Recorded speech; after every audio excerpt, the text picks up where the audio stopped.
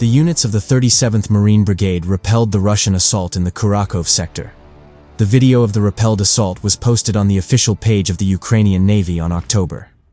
The enemy engaged 2 armored personnel carriers in the assault, which began moving toward the Marines' positions, where they encountered previously set minefields. Thus, an armored personnel carrier that was in front of the convoy and was establishing a smokescreen hit a mine, but despite the damage, managed to continue moving. It managed to disembark the enemy infantry, who sought shelter in the woods.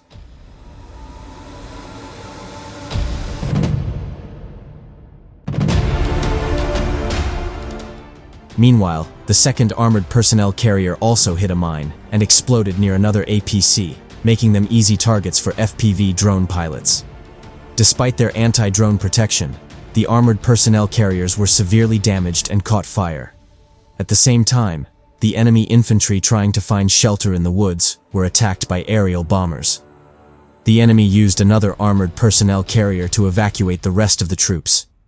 But before it could reach the place of evacuation of the enemy infantry, it was attacked by an FPV drone and successfully destroyed.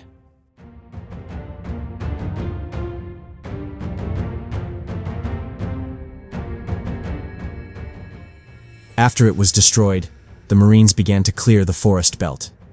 In addition to the drones, artillery with cluster munitions began to target the remaining hostiles. It should be noted that according to Deep State, the enemy is making some progress, but due to the Suki Yali River flowing there, it is not easily able to move further from the settlement. Earlier, Militarny reported that the pilots of FPV drones and bomber drones of the 37th Separate Marine Brigade had repelled another mechanized assault of the enemy in the Kurakhove sector.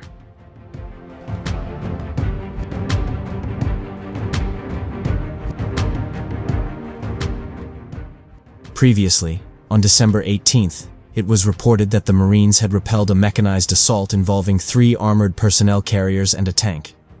The Marines also fought to defend Kostiantynopolske, which played an important role in preventing the encirclement of troops in the towns of Hanivka and Uspanivka. It should be noted that in most assaults, the enemy does not conduct engineering reconnaissance, and the movement of equipment takes place without appropriate mine protection equipment, which only increases the number of damaged and destroyed vehicles.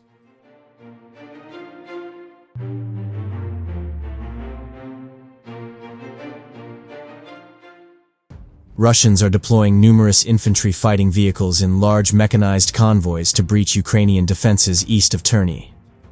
These groups are meant to dismount numerous Russian stormtroopers, who then take up positions in the houses and basements in the southern part of the village, gradually consolidating their control.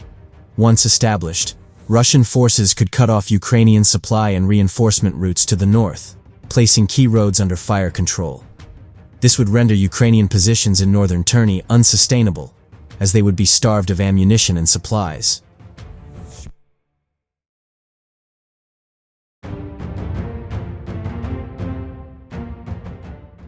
However, despite their advantages, Russian mechanized units must traverse 20 kilometers of open fields and along tree lines to get from their nearest logistics hub in Crimea to Ukrainian positions along the river. This journey takes Russians approximately 30 to 45 minutes, providing Ukrainian drone operators ample time to detect and track the advancing units, relaying the information for Ukrainian defenders to prepare. In addition to exposing Russian assault forces to early detection and precision strikes, the significant distance, combined with the lack of hardened roads, makes it impossible for the Russians to adequately supply any bridgehead they establish in Terny.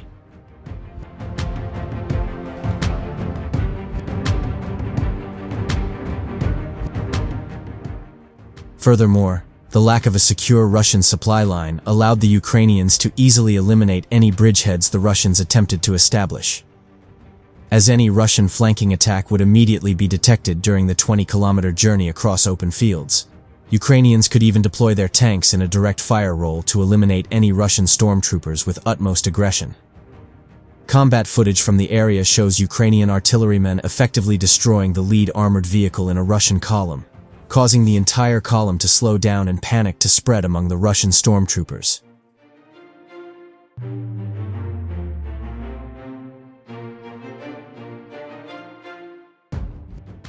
Over a dozen Russian soldiers started abandoning the vehicles, fleeing into the forest, while several BMP-2s and a portion of the units pressed on with the assault. Ultimately, only a single BMP-2 managed to survive and reach the southern part of Terni, where the Russian stormtroopers dismounted. However, with prior intelligence about the assault, a Ukrainian tank crew was already on their way to target and eliminate the remaining Russian infantry in the southern part of Terni, as the footage shows them neutralizing the attackers and securing the village.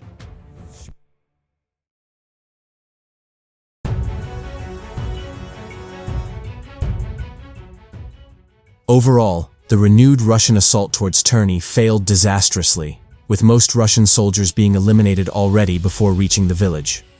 The Russian inability to solve their logistical issues will doom all of their assaults to failure, preventing any tactical gains through these tactics.